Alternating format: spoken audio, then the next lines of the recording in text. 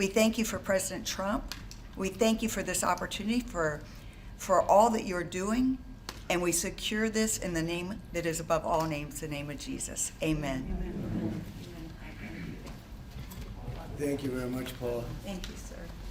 Before we begin, we have a little announcement. It's just going to be put out over the wires that Skadden Arps, the highly respected firm, Skadden Arps, Slate, Meagher, and Flom, announced the following agreement regarding a series of actions that were taken by Skadden. And it reads, number one, Skadden will provide a total of at least $100 million in pro bono legal services during the Trump administration and beyond to cause that the president and Skadden both support. This is something we both support in relation to the following areas: assisting veterans and other public servants, including members of the military, law enforcement, and on and on. Number two, Skadden will commit to the mission of providing pro bono legal services to a wide variety deserving organizations and individuals. Skadden is committed to funding no fewer than 5 Skadden Fellows. That's a scholarship fund that they've set up. And number 3, and again, we're going to put this out in much greater detail, that Skadden affirms and commits to merit-based hiring, promotion, and retention. Again, that will go on for a little while, and you'll read that. And Skadden will not deny any representation to clients, such as its members or members of politically disenfranchised groups who have not historically received legal representation from major national law firms, etc. So this is going out now, and I'm instructing my people to release it. And this just was announced, so you can you'll get it in. This was essentially a settlement, and you'll be able to read that in great detail. We appreciate Skadden's coming to the table. As you know, other law firms have likewise settled the case, and it's a shame. What's gone on is a shame, but we very much appreciate their coming to the table. But we're here for right now a different reason. It's a very important one, because today we're thrilled to swear in our interim U.S. Attorney for the District of New Jersey, Alina Habba.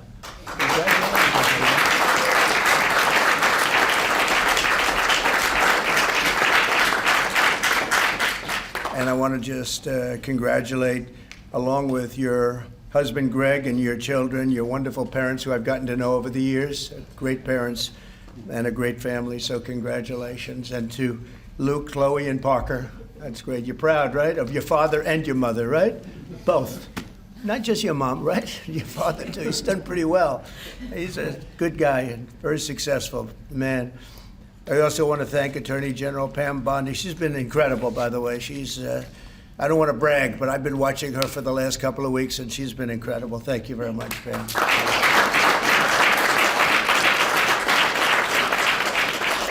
And a couple of others who have been really outstanding. Secretary of Commerce, Howard Lutnick. Thank you, Howard. Thank you very much.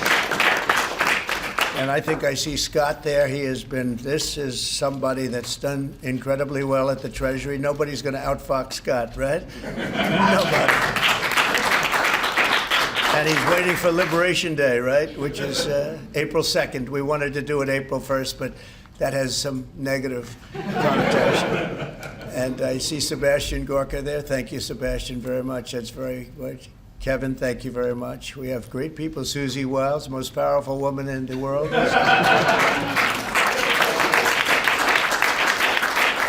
just rated the most powerful woman in the world. If you think about it, I guess it's true when you think about it.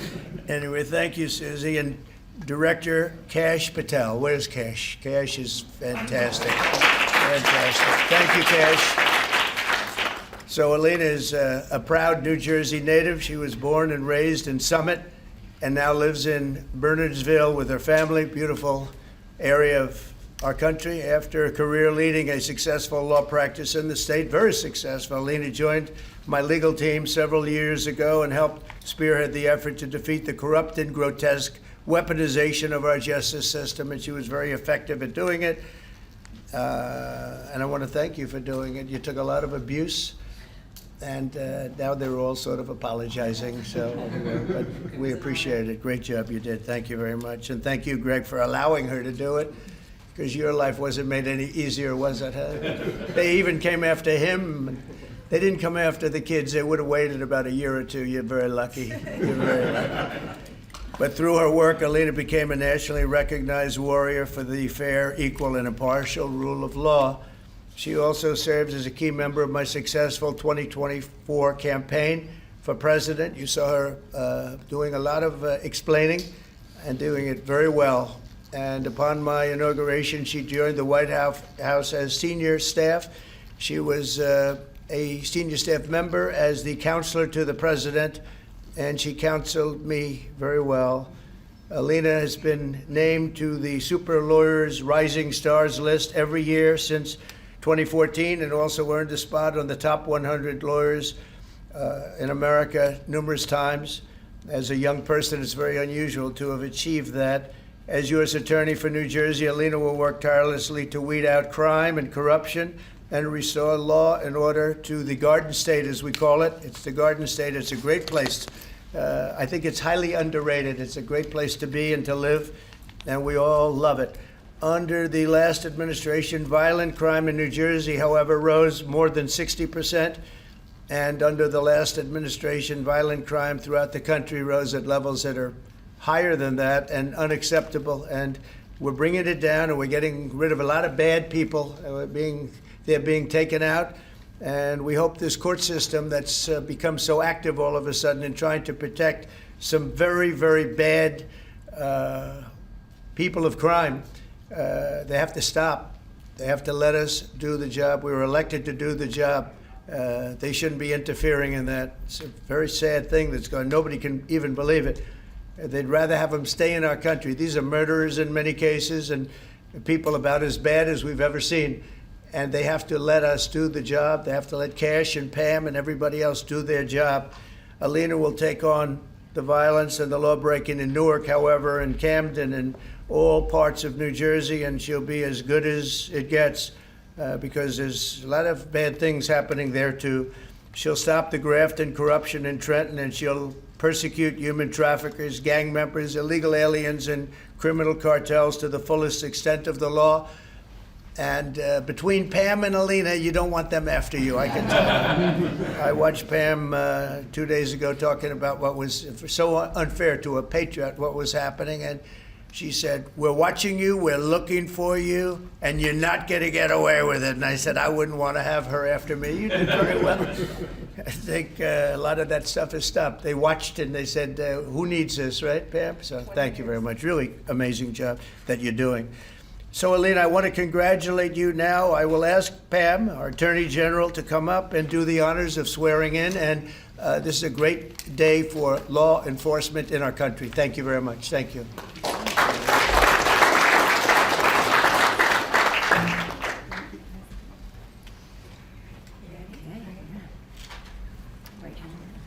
Place your left hand on the Bible, all right, and raise your right hand. I do solemnly swear I, Alina Habba, do solemnly swear that I will support and defend the Constitution of the United States that I will support and defend the Constitution of the United States against all enemies, foreign and domestic, against all enemies, foreign and domestic, that I will bear true faith and allegiance to the same, that I will bear true faith and allegiance to the same, that I take this obligation freely, that I take this obligation freely, without any mental reservation without any mental reservation or purpose of evasion, or purpose of evasion, and that I will well and faithfully and that I will well and faithfully discharge the duties of the office on which I am about to enter. discharge the duties of the office upon which I am about to enter. So help me God. So help me God. Congratulations, U.S. Attorney Habba.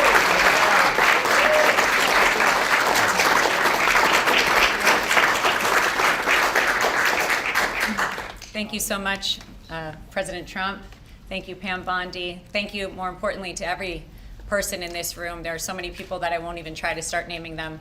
I would not be standing here today if it was not for the man to my right. If, as a person who's a first-generation American, with parents that came in legally, I would like to say that I do not ever, ever take for granted that every dream that I ever could have imagined, I have surpassed because of this administration, because of President Trump. 4 years ago, he entrusted faith in me as his personal attorney, and I have been on the journey of a lifetime every single day for that. But I have also been with him through some very dark days when I lost faith in our justice system, when I saw things that I never ever thought I would ever see. And from being outside the courtroom steps, defending him and defending our great nation, I saw the most resilience I've ever seen in my life. This man kept fighting for America, and I'm just so honored that now I get to fight for the state of New Jersey. I will do a good job, sir. I will clean it up, and we're going to make New Jersey great again. Thank you so much. Thank you.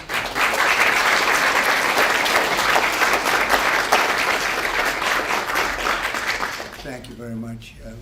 Do you have any questions, please? Mr. President, Canada's Prime Minister says that they will be implementing retaliatory tariffs. You said if that were to happen, that you would be responding with large-scale tariffs. Will you be following through with that promise? Well, absolutely, but we had a very good conversation. Mark called me today at 10 o'clock. We put out a statement. We had a very, very good talk. He's going through an election now, and we'll see what happens, but we have Liberation Day, as you know, on April 2nd, because, and I'm not referring to Canada, but many countries have taken advantage of us, the likes of which nobody even thought was possible for many, many decades, And, you know, that has to stop. We're going to end up with a very good relationship with Canada and a lot of the other countries. Some we probably won't. It won't be so pleasant, but I think most countries are agreeing with me. They actually, many of them have actually apologized. They said, look, we have taken advantage. And I don't blame them as much as I blame the people that stood, in this case I can say the men, because so far they've been all men, haven't they? But the men that sat right there and behind the Resolute desk, mostly the Resolute desk, you know. I don't know if you know, you have a choice of 7 desks. The Resolute is the one I like, but some chose other ones, but they sat right behind a desk right in this location. And they let our country be hurt very badly, but I didn't do that. So, but we had a very good talk, the Prime Minister and myself, and I think things are going to work out very well between Canada and the United States. Yeah, please, go ahead. Mr. President, how is the talks with India on tariff going on, and what is the expectation from India? How much do you want them? Well, as you know, Prime Minister Modi was here just recently, and we've always been very good friends. India is one of the highest tariffing nations in the world. You know that. I know. Thank you for shaking your head, but it's brutal. It's brutal. They're very smart, and he's a very smart man and a great friend of mine, actually. And we had very good talks. I think it's going to work out very well between India and our country. Very, very well. And I want to say you have a great Prime Minister. Mr. President, there's been a very serious earthquake in Burma, Myanmar today, with up to several hundred killed. Yeah. The military regime there has asked for help from anybody. Yeah, we're going to be helping. We've already alerted the people. Yeah, it's terrible what's happened. It's a real bad one, and we will be helping. We've already spoken with the country. Okay, please. Mr. President, yesterday you asked Representative Stefanik to stay in her seat. Can you explain your reason for that? Did it have anything to do with the tight polling in the Florida district that former Representative Waltz held? Well, I think we're doing, yeah, I think we had, as you know, we have a few elections going on. And she is phenomenal, number one. She's a friend of mine, and she was going to go to the United Nations. And I said, look, there's a lot of room for doing that or something else. But she's very popular in her district, and I didn't want to take a chance. I don't even know who else is running. I assume somebody else would have been running. But if she runs, she can't be, you never want to say can't be beaten, but I think can't be beaten. She's very, very well-liked and very smart. And I said, Lise, would you do me a favor? We cannot take a chance. We have a slim margin. We don't want to take any chances. We don't want to experiment. And she polls like I do. I won her district, as you know, by a lot of points. And she also does very well there. When it comes to Florida, you have 2 races, and they seem to be good. It's a Trump plus 32 area. The one thing is they're spending like $12 million, and our candidate doesn't have that kind of money, spending much less than that, like maybe 1/12, about $1 million, a little bit more than $1 million. So the airwaves are blanketed And you never know what happens in a case like that. I won it by 32 points, and it's very, very strong. It used to be Democrat, but when I came along, they liked me for whatever reason. You'll have to explain that, but they liked me, and we're way up. But you don't know what happens, and then you have the second district, who seems to be in pretty good shape, but likewise, he's being outspent about 5-1. So we don't want to take any chances. So I went to Elise and I said, Elise, do you mind? Very highly rated person, you know, she was a real leader, and she will be again. I spoke with Mike Johnson, they're going to put her in a high leadership position, but will you mind staying in Congress? Because we don't want to take any chances, and it's as simple as that. It's basic politics. It's politics 101. She's very popular. She's going to win, and somebody else will probably win too, because we did very well there. I did very well there, but the word probably is no good. So I really appreciate her doing it. She's doing me a big favor when she does it, because she was all set to go to the United Nations, and she would have dealt with Putin and Zelensky and everybody else, and she would have been very effective. But we really don't want to take any chances, because it is tight. Mr. President, Go ahead, please. Thank you, sir. You and your team apprehended a top 3 leader in the violent gang MS-13 yesterday, just 30 minutes outside of Washington, D.C. What has made you and your team so effective in finding, locating, apprehending, and deporting these violent, illegal migrants? I love this guy. I wish more people would ask questions like that. Thank you. That's very nice. I appreciate it. And they happen. All you're doing is being fair with you when you ask a question in that way. Pam Bondi and Kash Patel and all of the rest of law enforcement, and I think we have to include ICE and Border Patrol, you know, Paul of Border Patrol, the whole group from Border Patrol. They're so incredible, and it's, you know, dangerous stuff, hard stuff, and it's really an unforced error, because these people were allowed into this country. They shouldn't have been in this country. They would have never been in this country. We're getting rid of some of the worst criminals in the world. They came out of jails and mental institutions from all over the world. But Pam and the whole group, and Kash, who's here, and it's so good to have him. I see him all over. He's working 24 hours a day, but the job they've done is incredible. And they caught one of the worst criminals in the world, I guess, in terms of evilness. You don't get any worse than the MS-13 guys and the Tren de Aragua guys. It's you could flip a coin. It's a rough group. And, you know, the big thing is they have to be able to do their job. I know I was watching it on television like you, and I saw the home that he lived in a good area, but boy, they had a lot of weaponry in there, right? Highly sophisticated, really brutal stuff. So I appreciate the question, and I just want to thank Kash and Pam and the whole group for doing a fantastic, and the local law enforcement, who's been so terrific working with local law enforcement and even first responders. So I want to thank everybody, and thank you very much. Mr. President, Mr. President, I wanted to say, first of all, happy Women's Month. You Thank do you. so much for women by, Thank you. first of all, keeping men out of women's sports, and you platform so many. That was an easy one. That was crazy. You platform so many great women, like your Chief of Staff, Susie Wiles. You Right. also have Caroline Levitt doing a great job as press secretary. Now Alina will be joining as well. Since Democrats seem to struggle answering this question, I wanted to ask you, what is a woman, and why is it important that we understand the difference between men and women? Well, it's sort of easy to answer for me, because a woman is somebody that can have a baby under certain circumstances. She has a quality. A woman is a person who's much smarter than a man, I've always found. A woman is a person that doesn't give a man even a chance of success. And a woman's a person that in many cases has been treated very badly, because I think that what happens with this crazy issue of men being able to play in women's sports is just ridiculous and very unfair to women and very demeaning to women.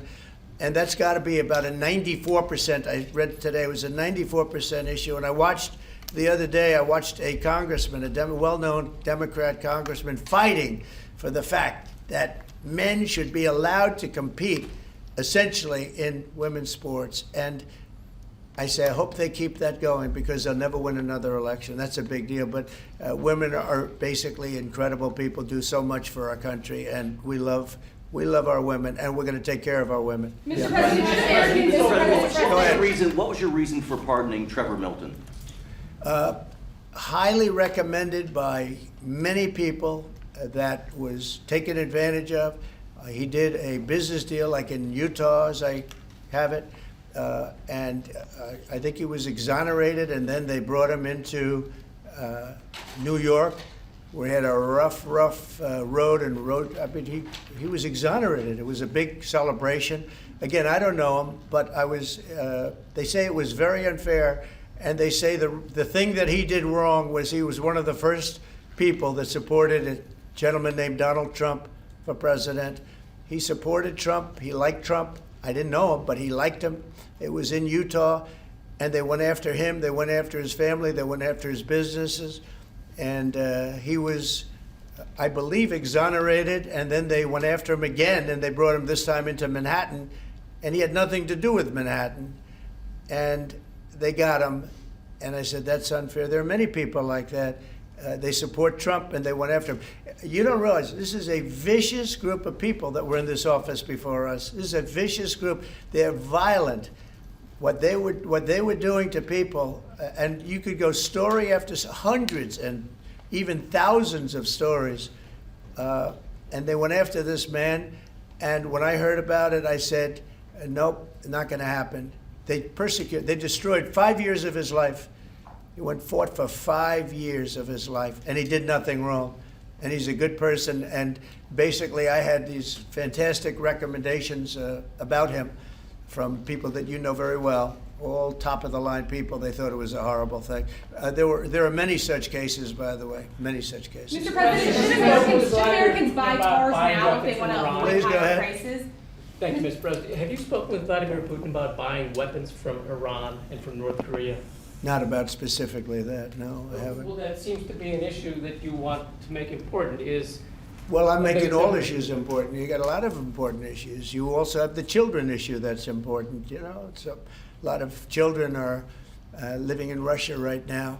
That's a horrible situation that would have never taken place if I were president, but it did, and the country is being decimated. But, you know, they're losing 2,500 on average young men, mostly men, almost in all cases men, actually, but young men every single week, 2,500, and they're not from our country. They're from Ukraine and they're from Russia, but it's human lives, and if we can get it stopped, and I think we're making progress. But there's a lot of ill will between the parties that I can tell you. Mr.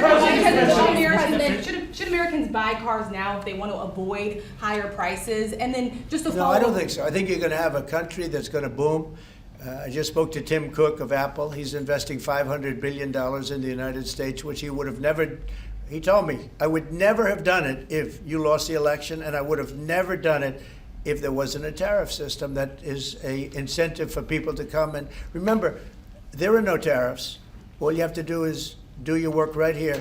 If you have your company here, if you build your product, make your car, or whatever it is you're making, no tariffs. And we're going to have, I think, Scott, I would say we're close to $4 trillion, even going close to $5 trillion. Now, we haven't had that for years. If you add up years, they haven't invested like that. And here we are in 2 months. We think we're up to close to $5 trillion of investment. They're going to build car plants. They're already building. Many of them have already started. But can you assure them and if you build a car in the United States, and one thing that I just spoke with John Thune about, I just spoke to Mike Johnson about, Speaker, we're going to do something that has never been done in this country before. I'm very proud to say it was my idea. And so sometimes a simple idea, they say, how'd you think of that one? It's so simple, it was never done.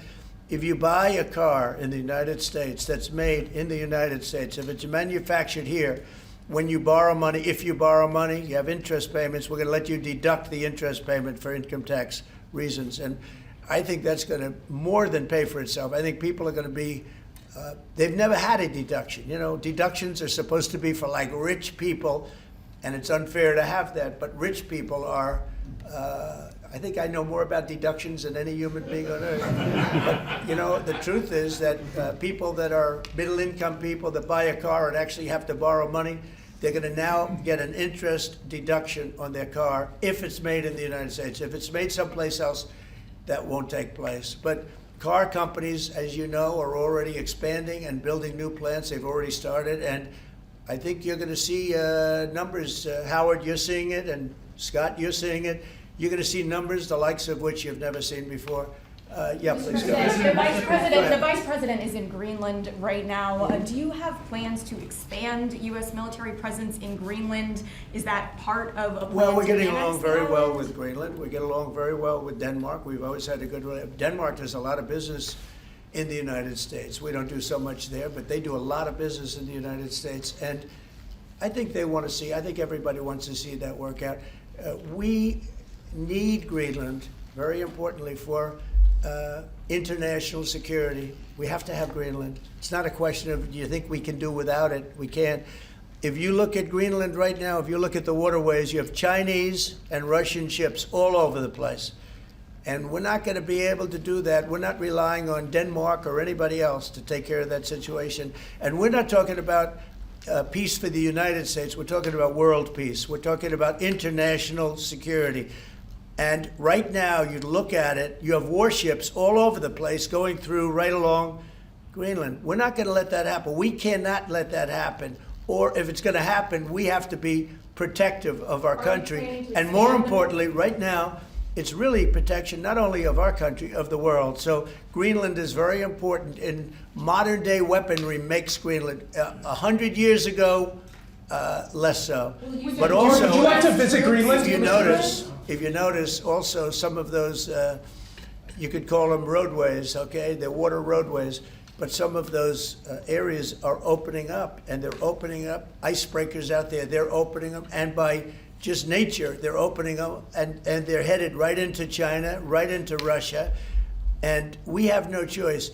The answer is he's there with his wonderful wife, Usha. They're there right now. They landed a couple of hours ago, and they will represent us well. But Greenland's very important for the peace of the world, not us, the peace of the entire world.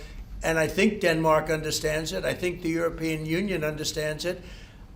And if they don't, we're going to have to explain it to them. Would you like to visit Greenland, Mr. Iranian Trump? drones are attacking Ukraine every day. Let's say it. Iranian drones are attacking and killing Ukrainians every day. Why aren't you doing something about that? Well, we're going to see what happens with that. I'm getting reports on that, and we're looking at a report. You're right. They make a lot of drones. Iran makes a lot of drones. They make very effective drones, too. They do very effectively at some things, but Iran is very high on my list of things to watch. And as you probably know, I sent them a letter just recently, and I said, you're going to have to make a decision one way or the other. And we're going to either have to talk and talk it out, or very bad things are going to happen to Iran. And I don't want that to happen. I don't want that to happen. My big preference, and I don't say this through strength or weakness, my big preference is we work it out with Iran.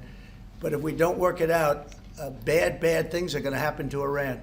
Okay, thank you very much, everybody. Thank you, everybody. Thank you, everyone. Thank you, guys. Thank you, everyone. Thank you, everybody. Thank you. Thank you. Let's go, guys. Thank you. Thank you.